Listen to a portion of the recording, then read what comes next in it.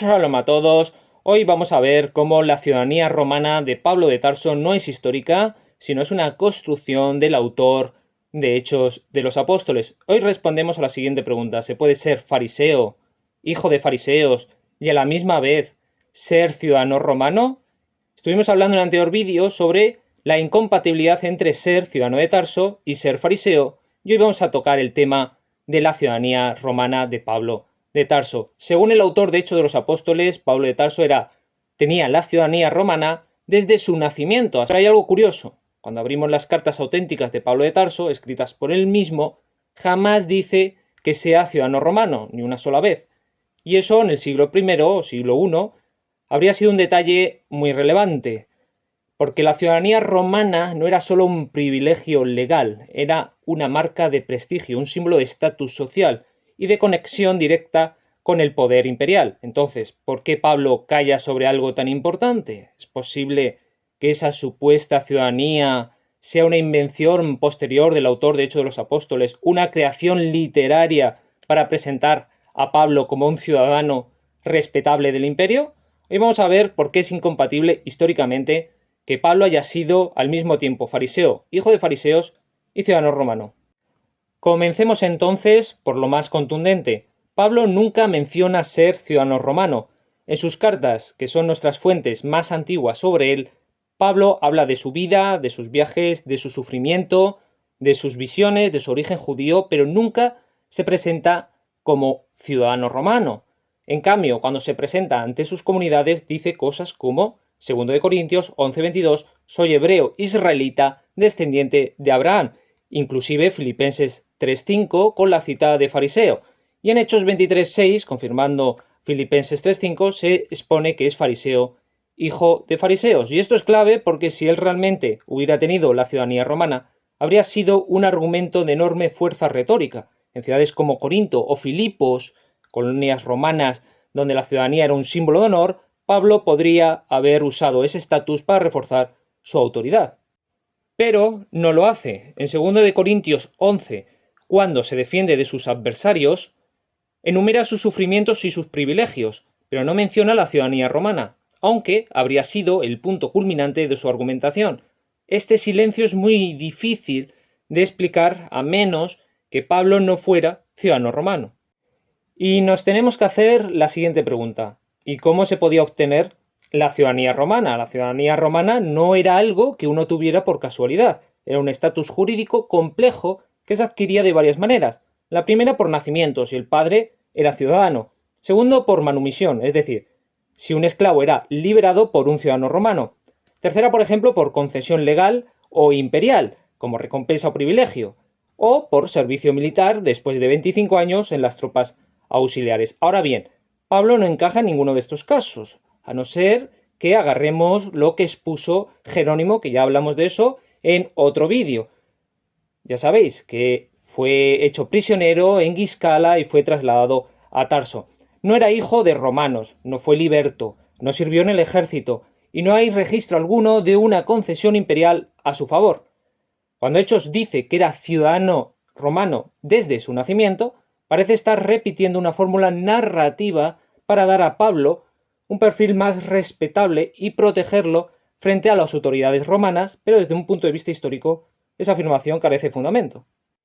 Y ahora llegamos a una de las claves más importantes: la incompatibilidad entre el fariseísmo y la ciudadanía romana. Nos tenemos que hacer la siguiente pregunta: ¿se puede ser fariseo, hijo de fariseos, y a la misma vez ser ciudadano romano? Ya vimos en el anterior vídeo que no se podía ser ciudadano de Tarso y a la misma vez ser fariseo, hijo de fariseos. Los fariseos eran los judíos más estrictos en la observancia de la ley o de la Torá. Evitaban el contacto con lo pagano, con lo impuro, con todo lo que pudiera amenazar su fidelidad al Dios de Israel. Recordad, los fariseos no comían con gentiles, los de Qumran solo comían con los de Qumran, pero los fariseos no comían con gentiles. Vemos esto claramente, por ejemplo, en la carta de los Gálatas. Están Bernabé, Pablo y Pedro comiendo con gentiles, sin embargo aparecen los de Santiago y dicen que no se puede comer con gentiles. ¿Por qué? Porque no siguen las reglas dietéticas que hoy conocemos como kosher, es decir, un judío fariseo nunca comería en el ágora, que sí lo haría, por ejemplo, un judío de la diáspora, un judío helenístico, como lo podemos apreciar en la carta de Aristeas. Por otro lado, la ciudadanía romana implicaba una participación simbólica en el mundo religioso del imperio. El historiador Stigman explica que los ciudadanos romanos tenían la obligación formal de rendir culto a los dioses del Estado y al emperador deificado. Era una forma de juramento político-religioso. Ahora bien, nos tenemos que hacer la siguiente pregunta. ¿Cómo habría podido un fariseo jurar por los dioses de Roma o por el emperador? Eso equivaldría a una apostasía, a una traición a la fe judía. El teólogo Reisner lo dice con claridad: la ciudadanía romana implicaba una presión constante hacia la desviación del judaísmo. Y aunque Filón de Alejandría y Tácito mencionan a algunos judíos en Roma que eran ciudadanos romanos y mantenían su fe judía o su religión judía, esos casos eran excepcionales y pertenecían a judíos helenizados, no a fariseos, como acabamos de ver con el ejemplo de la carta de Aristeas. Pablo, como fariseo, nunca habría aceptado esa mezcla. Era imposible que participara en un sistema político-religioso que exigía fidelidad a los dioses romanos, así que la combinación fariseo más ciudadano romano es, desde el punto de vista religioso y social, casi como una contradicción en términos. Otro de los argumentos decisivos está en los castigos que Pablo dice haber sufrido. En 2 Corintios 11, 24-25 confiesa lo siguiente: 5 veces recibí de los judíos los 40 azotes menos 1. 3 veces fui azotado con varas, 1 vez fui apedreado. Aunque muchos interpretan que Pablo se somete a las autoridades judías por su fe, a su fe al judaísmo, a la fe judía, es decir, se somete a sus castigos voluntariamente, por otro lado vemos que es castigado 3 veces por funcionarios o autoridades civiles. Y en Hechos 16 se relata que fue azotado por los lictores en Filipos. El problema es que, según las leyes romanas, las lex Valeria, por ejemplo, la lex Porciae o la lex Julia de vía pública, os lo pongo aquí abajo en pantalla, ningún ciudadano romano podía ser azotado ni encadenado sin juicio. Era un delito grave contra el derecho romano. Entonces, si Pablo era ciudadano, ¿cómo es que sufrió estos castigos una y otra vez? ¿Y por qué, lejos de protestar, se gloría en ellos como signos de su ministerio? Algunos han intentado justificar esto diciendo que quizás las autoridades desconocían su ciudadanía o que las leyes no siempre se aplicaban con rigor. Por eso no explica la frecuencia ni la naturalidad con que Pablo menciona esos azotes como si fueran algo habitual en su vida misionera.